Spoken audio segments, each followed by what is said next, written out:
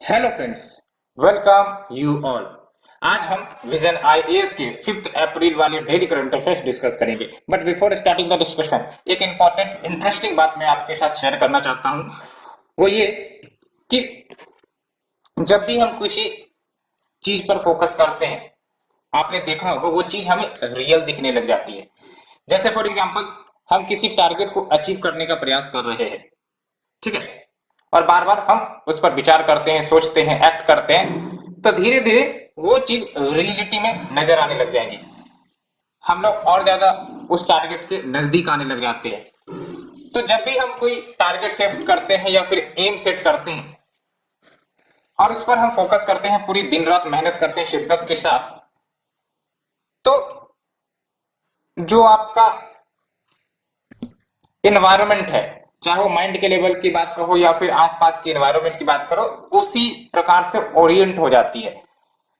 Hence आपने जो भी टारगेट सेट कर रखा है, the conclusion of this topic is that आपने जो भी टारगेट सेट कर रखा है उस पर कंप्लीटली फोकस करिए, मेहनत करिए, सो दैट वो चीजें आपको रियल लगने लगी, वो रियल लगने लगेगी।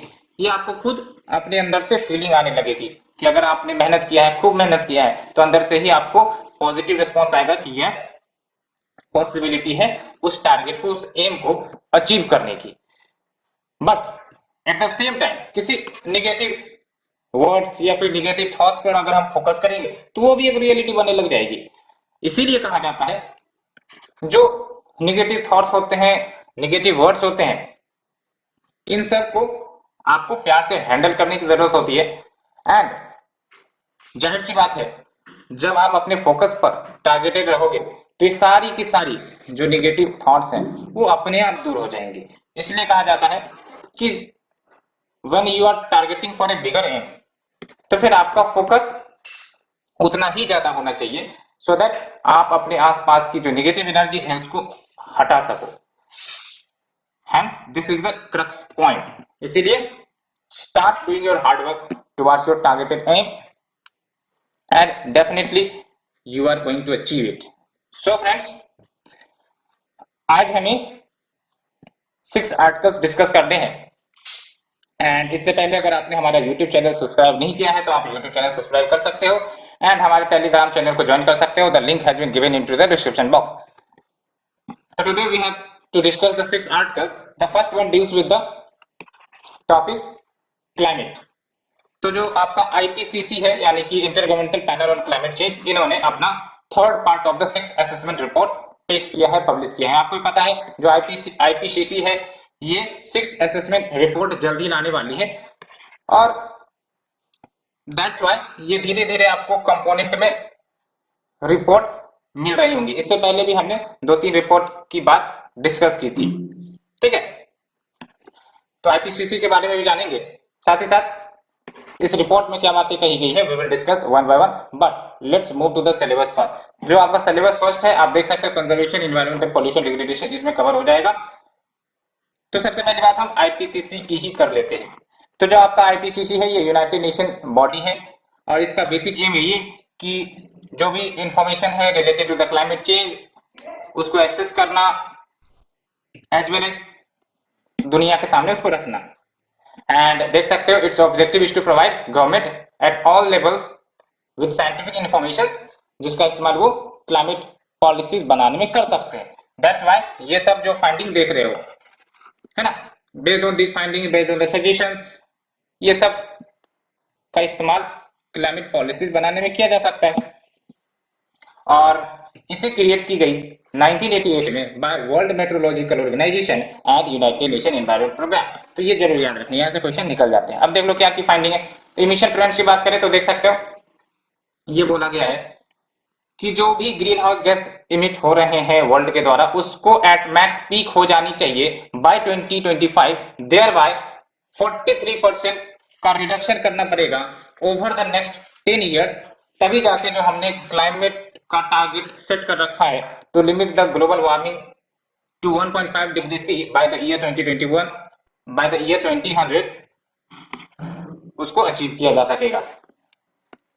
एंड दूसरा आप देख सकते हो जो ग्रीन हाउस गैस इमिशन रहे हैं वो 54% हाइयर रहा है 2019 में देन दे वर इन 1990। लेकिन एक इंपॉर्टेंट एंड पॉजिटिव बात यह है कि ये जो आपका इमिशन का ग्रोथ रेट है वो स्लो हो रहा है। कार्बन इनइक्वलिटी की बात करें तो कार्बन इनइक्वलिटी बेसिकली जो कार्बन इमिशन होते हैं between the developed and developing या फिर डी डेवलप्ड कंट्रीज, आपको पता है दोनों में जमीन आसमान का अंतर होता है, इसी को हम कहते हैं कार्बन इनइक्वलिटी। तो जो कार्बन इनइक्वलिटी है वो आपका अभी भी काफी ज्यादा है। आप देख सकते हो लीस्ट डेवलप्ड कंट्री सिर्फ और सिर्फ 3.3% ऑफ द ग्लोबल इमिशंस में कंट्रीब्यूट करते हैं एज पर द 2019 डाटा। तो ये डाटा आप इस्तेमाल कर सकते हो कहीं पर भी। लीस्ट डेवलप कंट्रीज या फिर डेवलपिंग कंट्रीज भी कहीं ना कहीं काफी कम ही ग्लोबल इमिशन करते हैं, सबसे ज्यादा इमिशन आपके डेवलप कंट्रीज ही करते हैं। कार्बन कैप्चर की बात करें तो इसमें बात कही गई है कि अगर carbon capture and storage of carbon technology का इस्तेमाल नहीं किया जाएगा, इस टेक्नोलॉजी के अंतर्गत होता क्या है, तो जो भी आपके कार्बन इमिशन होते हैं एटमॉस्फेयर में उसको कैप्चर करने का प्रयास किया जाता है, उसको स्टोर करके रखा जाता है सो दैट वो कंट्रीब्यूट ना करे ग्रीन हाउस गैस इमिशन में। तो इस टेक्नोलॉजी का अगर उपयोग नहीं किया जाता है तो जो भी हमारे कोल फायर्ड पावर प्लांट्स हैं उसको बंद करना पड़ेगा बाय 2050 अगर हमें 1.5 डिग्री टेम्परेचर राइज तक लिमिट करना है तो। एंड पेरिस एग्रीमेंट के बारे में क्या बोली गई है, तो ये बोला गया कि जो भी पेरिस एग्रीमेंट के तहत प्लेजेज या फिर शपथ ली गई है वेरियस कंट्रीज के द्वारा वो इनएफिशिएंट है, इनसफिशिएंट है एंड इमिशन को कहीं ना कहीं 43% से कम करना पड़ेगा बाय 2030 कंपेयर टू 2019। एंड देख सकते हो डिमांड साइड मिटिगेशन के बारे में क्या बोली गई है, right policies infrastructure and technology वो कहीं ना कहीं लानी पड़ेगी सो दैट हमारे लाइफ स्टाइल और हमारे बिहेवियर में चेंज आ सके और इसके माध्यम से कहीं ना कहीं 40 से 70% तक का reduction green house gas emission में हो सकता है बाय 2050। एंड फाइनेंस के बारे में क्या बोली गई है, तो जाहिर सी बात है अगर हम क्लाइमेट चेंज के मैटर को डील करना चाहते हैं, इमिशंस कम करना चाहते हैं तो काफी ज्यादा फाइनेंस की जरूरत होगी। तो यहाँ पर आप देख सकते हो जो भी पब्लिक ग्रांट्स है उसको और ज्यादा बढ़ाना पड़ेगा, साथ ही साथ पब्लिक फाइनेंस को भी बढ़ाना पड़ेगा, even publicly mobilise private funds भी लाने पड़ेंगे फ्रॉम द डेवलप्ड और डेवलपिंग कंट्री। साथ ही साथ जो आपका $100 बिलियन पर ईयर की बात कही गई थी कि जो डेवलप्ड कंट्रीज है वो कंट्रीब्यूट करेंगे to these developing countries so that ये जो डेवलपिंग कंट्रीज है वो कार्बन मिटिगेशन इनिशिएटिव्स प्रोग्राम्स चला सके, तो इसको भी मोबिलाइज करने की बात कही गई है। सो फ्रेंड्स ये हमने फर्स्ट आर्टिकल डिस्कस किया। Let's move to the second article, facial recognition system to be implemented in phased manner. क्या है ये फेशियल रिकॉग्निशन सिस्टम, उसे हम डिस्कस करेंगे, लेकिन सबसे पहली बात हम सिलेबस के साथ शुरुआत करते हैं। तो देख लो where is your syllabus, awareness in the field of technology, ये है आपका आर्टिकल नंबर 2, ठीक है। ये है आपका science technology development and their application in effective everyday life, ये आपका आर्टिकल नंबर 2 है।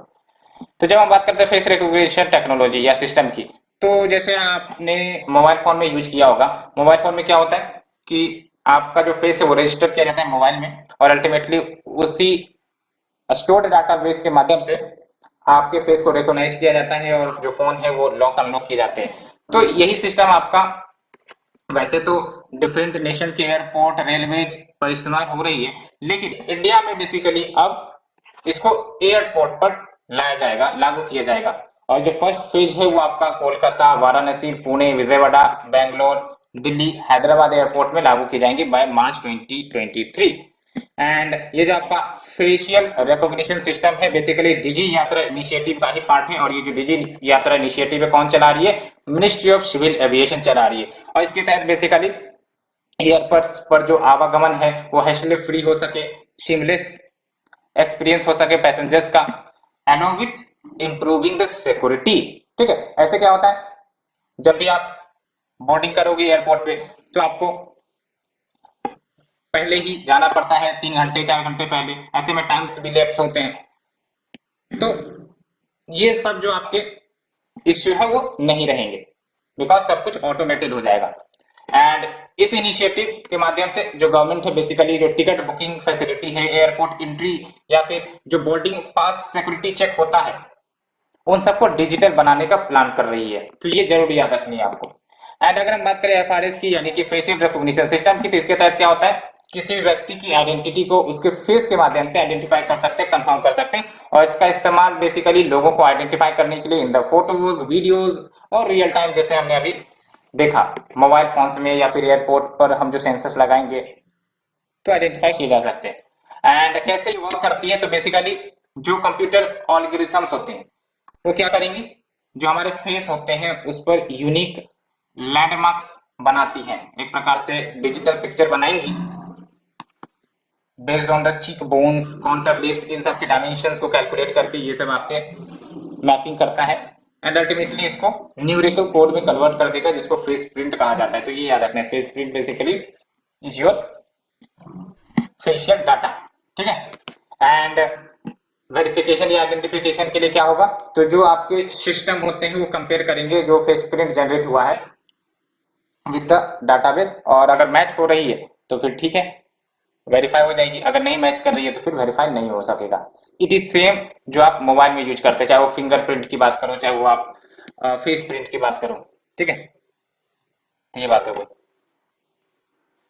एंड अगर हम बात करें इसकी यूजेस की, तो पहली बात तो ऑटोमेटेड प्रोसेसिंग हो सकेगा चेक पॉइंट पर, यानी कि आप जाओगे अपना फेस दिखाओगे, अल्टीमेटली ऑटोमेटिक प्रोसेसिंग हो जाएंगी, किसी थर्ड पार्टी या थर्ड पर्सन की जरूरत नहीं पड़ेगी चेक करने के लिए।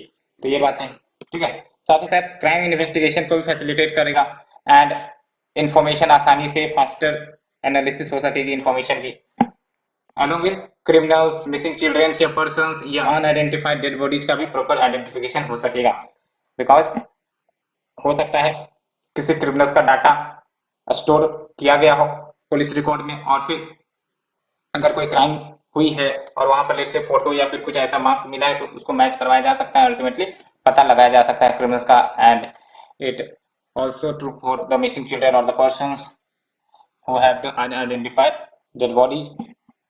एंड आप देख सकते हो कुछ कंसर्न्स भी है। पहली बात तो ये कि स्टेट स्पॉन्सर्ड मास सर्वेलेंस के लिए इस्तेमाल हो सकता है। प्राइवेसी कंसर्न्स एक बिगेस्ट कंसर्न होती है। Potential vitiation of due process in absence of data protection law, तो वही बात है कि वैसे डाटा प्रोटेक्शन लॉ नहीं है, तो क्या सजेशन दोगे, डाटा प्रोटेक्शन लॉ जल्द से जल्द लागू किए जाए, तो ये बातें निकल कर आती है। सो फ्रेंड्स, ये हमने सेकंड आर्टिकल डिस्कस किया। Let's move to the third article, government extend foreign trade policy 2015 से 20 टिल सितंबर 30, 2022।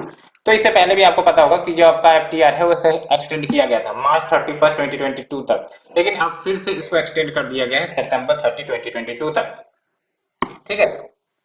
तो ये जो आपका डीजीएफटी है यानी कि directorate general of foreign trade, जो कि आपका ministry of commerce and industry के अंतर्गत आते हैं, it is very very important.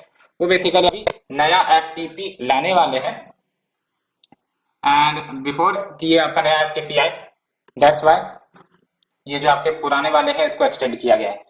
तो ये जो आपका रजिस्टरिंग एफटीपी है ये आपका मैंने आपको बताया 31 मार्च 2022 तक ही वैलिड थे, लेकिन फिर से इसको एक्सटेंड कर दिया गया है। तो ये जो आपका एफटीपी है यानी कि फॉरेन ट्रेड पॉलिसी, ये क्या बताती है, तो गाइडलाइंस प्रोवाइड करती है कैसे हम एक्सपोर्ट्स को एनहांस कर सकते हैं, बूस्ट कर सकते हैं, सो दैट हमारी इकोनॉमिक ग्रोथ बढ़ सके, जॉब्स क्रिएट हो सके।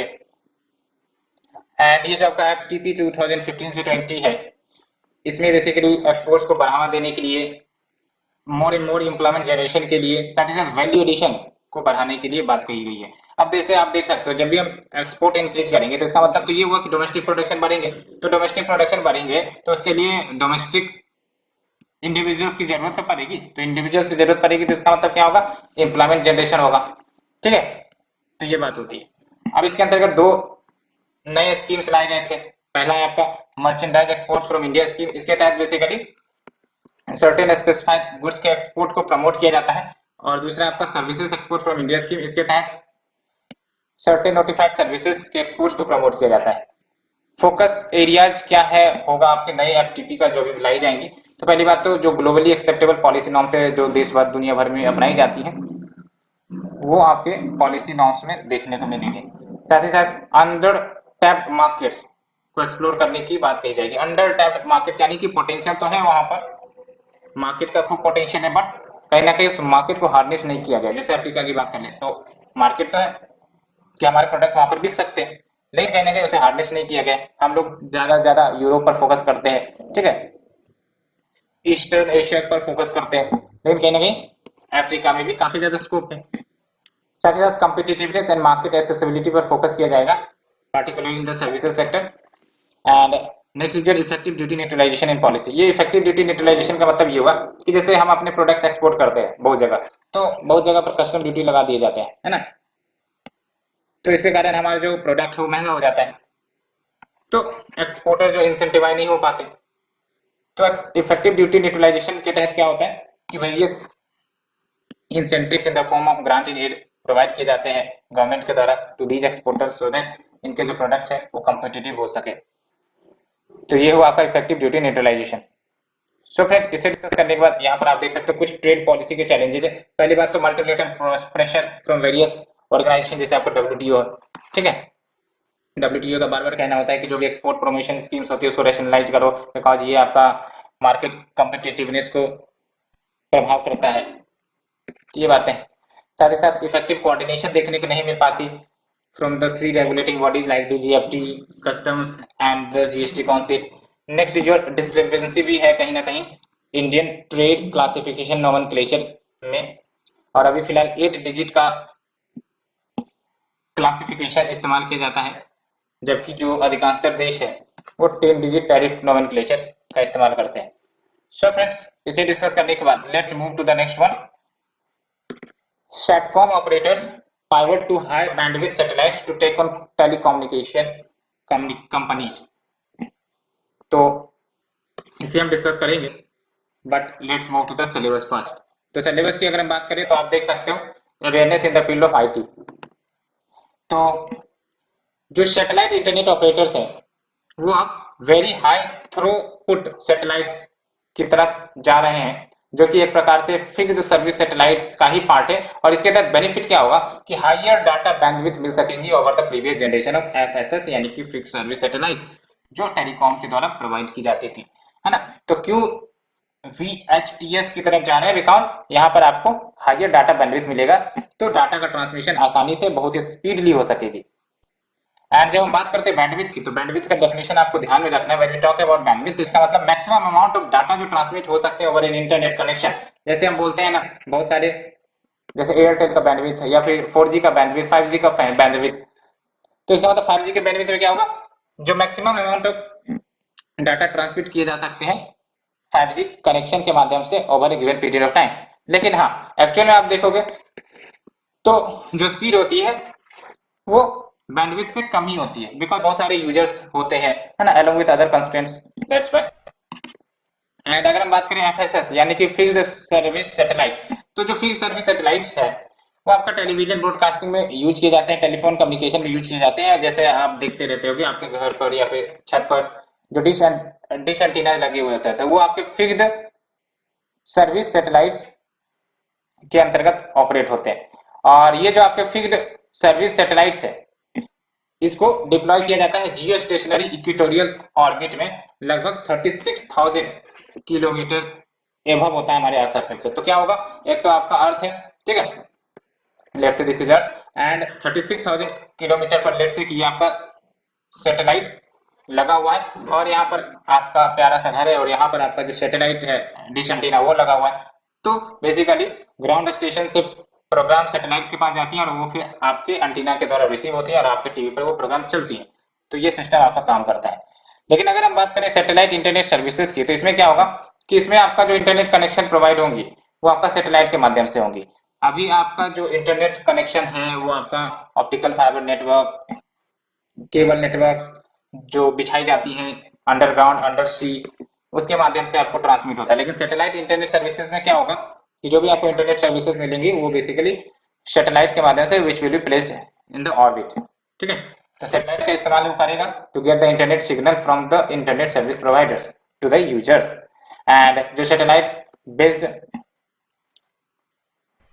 इंटरनेट कनेक्टिविटी है वो आपका जियो स्टेशनरी में सैटेलाइट को रख दो, या फिर मीडियम या फिर लो अर्थ ऑर्बिट में रख दो, वो आपको प्रोवाइड हो जाएंगी। एंड अगर हम बात करें डायरेक्ट टू सैटेलाइट मॉडल की, तो इसके तहत बेसिकली क्या होता है कि जो डिवाइसेस हैं वो डायरेक्टली कम्युनिकेट कर सकते हैं सैटेलाइट के साथ without the need of any intermediate ground gateway, तभी तो होता है ये direct to satellite model. And जब हम बात करते हैं हाइब्रिड या फिर इसी को हम कहते हैं इनडायरेक्ट मॉडल, इसमें क्या होता है जो सेंसर है या एक्टुएटर भी कहते हैं इसको, वो कम्युनिकेट करेंगे सैटेलाइट के माध्यम से थ्रू एन इंटरमीडिएट। तो कहने का मतलब ये कि हाइब्रिड में आपको एक इंटरमीडिएट की जरूरत पड़ेगी और डायरेक्ट टू सैटेलाइट मॉडल में आपको कोई इंटरमीडिएटरी की जरूरत नहीं पड़ती है।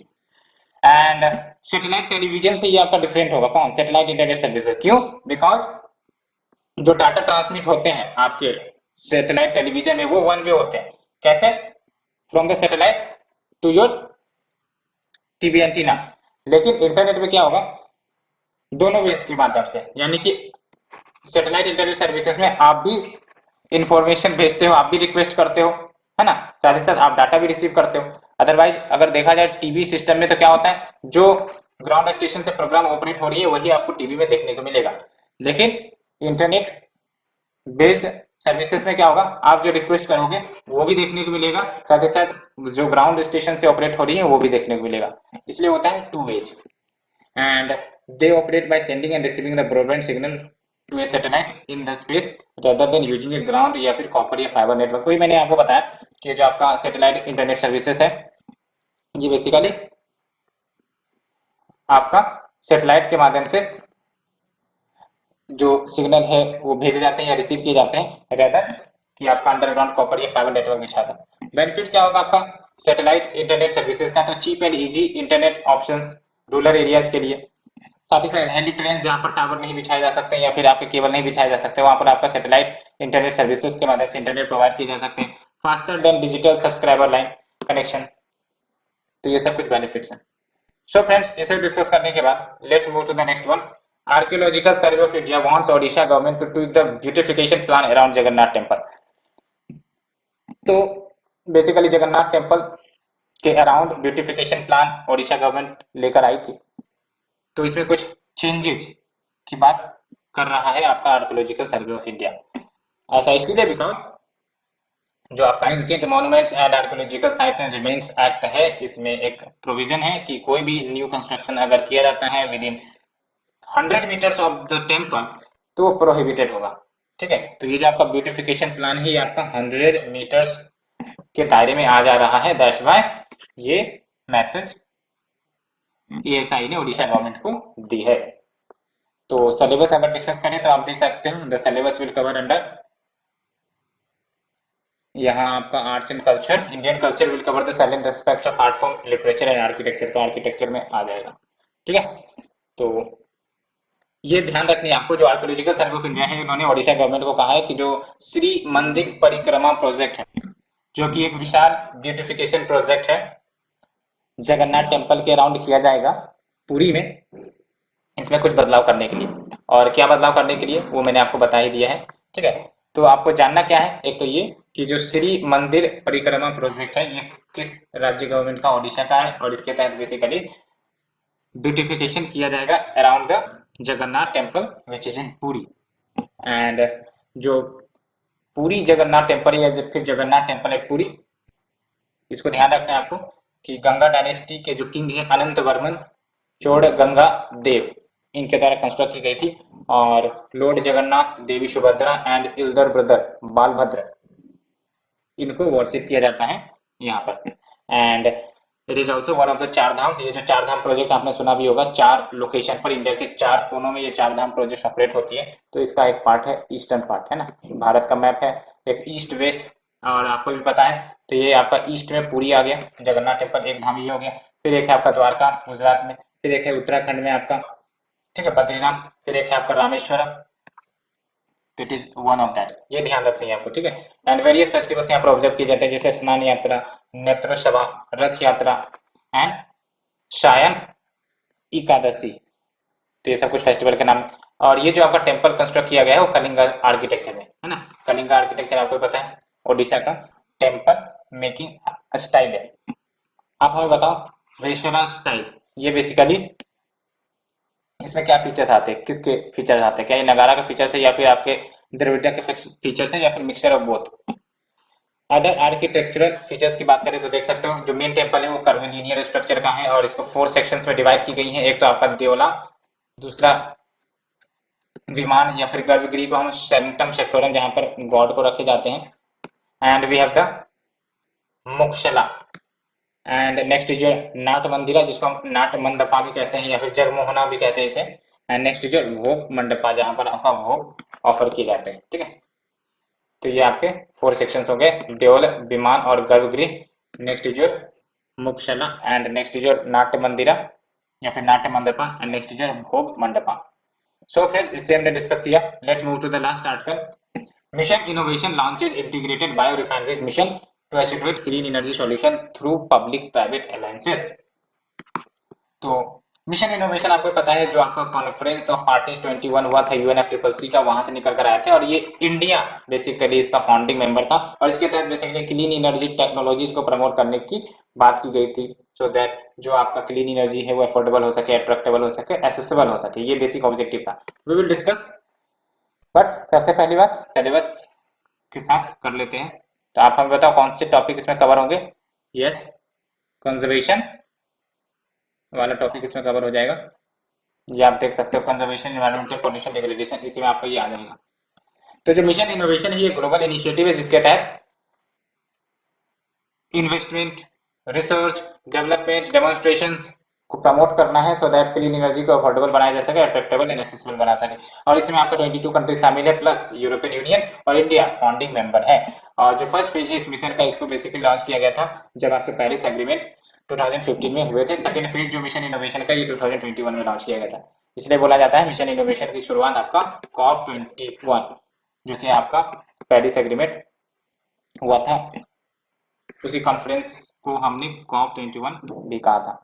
एंड अगर हम बात करें IBM की, यानी कि इंटीग्रेटेड बायो रिफाइनरीज की, तो इसको लॉन्च किया गया है विथ एन एम कि जो आपके 10% ऑफ फॉसिल बेस्ड फ्यूल्स हैं, केमिकल्स हैं, मटेरियल्स है, उसको बायो बेस्ड अल्टरनेटिव्स या बायो फ्यूल्स से रिप्लेस कर दिया गया बाय 2030। एंड ये 6th मिशन होगा जो मिशन इनोवेशन के द्वारा लॉन्च किया गया। इससे पहले 5 मिशन इन्होंने लॉन्च किए थे। तो ये सब क्या है, क्लीन एनर्जी को प्रमोट कर रहा है और मिशन इनोवेशन का एम एंड ऑब्जेक्टिव यही है। तो अदर 5 मिशन पे आप देखें, clean energy, green powered future, zero emission shipping, carbon dioxide removal and urban transitions. And ये जो आपका मिशन है, इसका बेसिक एम क्या है, जो बायो रिफाइनरीज हैं उसका डेवलपमेंट किया जा सके, कमर्शियलाइजेशन किया जा सके, सो दैट ये जो न्यू एंड इमर्जिंग टेक्नोलॉजीज है उसका प्रॉपर ग्रोथ हो सके। अदरवाइज आप ही सोचो, अगर कमर्शियलाइजेशन इसका नहीं किया जाएगा तो इसको खरीदेगा कौन, और खरीदेगा नहीं तो फिर ये ऑपरेट क्यों होंगे जब इनकी प्रॉफिटेबिलिटी ही नहीं बनेगी। तो इसीलिए। And next is improve the cost competitiveness through the international collaboration. तो कोस्ट कम्पिटिटिवनेस को भी इम्प्रूव करूँ। साथ ही साथ आप देख सकते हो एक न्यूज है, funding opportunities on sustainable aviation fuels and hydrogen valley platform, ये भी अनाउंस की गई है यहाँ पर। तो ये क्या है आपका, ये hydrogen valley platform and funding opportunity on sustainable aviation fuel. तो ये जो आपका national funding opportunity on sustainable aviation fuel है, इसका बेसिक एम यही है कि research and development demonstration conduct किए जाए, सो दैट टेक्नोलॉजिकल इनोवेशन को प्रमोट किया जा सके एडवांस्ड बायोफ्यूल्स के फील्ड में for the aviation applications basically. And next is your hydrogen valley platform. तो ये जो आपका हाइड्रोजन वैली प्लेटफॉर्म है, ये डेवलप की गई by the fuel cells and hydrogen joint undertaking. ये बेसिकली ये इंफॉर्मेशन शेयरिंग प्लेटफॉर्म है, ठीक है। और इसके तहत हाइड्रोजन डिमांड एंड सप्लाई को ऑप्टिमाइज करना है। कैसे, तो ऑन साइट जनरेशन करके, यूटिलाइजेशन करके प्रॉपर तरीके से। एंड तो ये सिंपल है आपका। सो फ्रेंड्स, ये हमने 6 आर्टिकल डिस्कस किया। Hope you understood it. And आज के लिए इतना ही। Thank you friend, thank you very much for the discussion.